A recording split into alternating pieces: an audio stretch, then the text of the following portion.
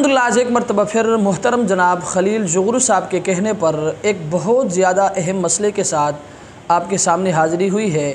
ان کا کہنا یہ کہ اکثر و بیشتر مساجد میں یہ دیکھا جاتا ہے کہ جمعے کے دن جب امام خطبہ دینے کے لیے ممبر پر بیٹھ جاتا ہے تو امام کے ممبر پر بیٹھنے کے بعد دوران خطبہ اکثر و بیشتر لوگوں کو یہ دیکھا جاتا ہے کہ وہ سنتوں میں مشغول ہو جاتے ہیں۔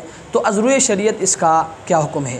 تو یاد رکھیں مسئلہ یہ ہے کہ جمعے کے دن جب امام خطبہ دینے کے لیے ممبر پر بیٹھ جائے تو امام کے ممبر پر بیٹھنے کے بعد سے لے کر فرض نماز کے ختم ہونے تک یاد رکھیں ہر قسم کے نوافل اور سنتیں پڑھنا مکروہ تحریمی ہے۔ اکثر و بیشتر لوگوں کو یہ دیکھا جاتا ہے کہ جب امام خطبہ دے رہا ہوتا ہے یا خطبے کے لیے وہ ممبر پر بیٹھ جاتا ہے تو لوگ سنتوں میں اور نوافل میں مشغول ہو جاتے ہیں۔ یاد رکھیں از روئے شریعت یہ جائز نہیں ہے۔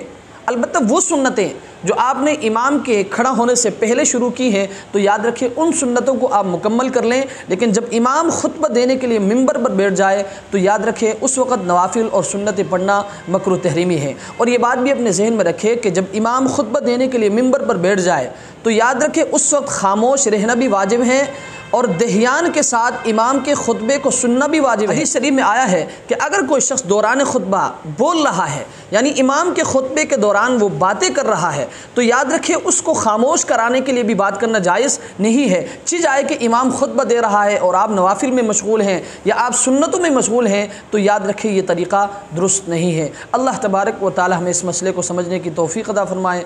وآخر دعوانا ان الحمدللہ رب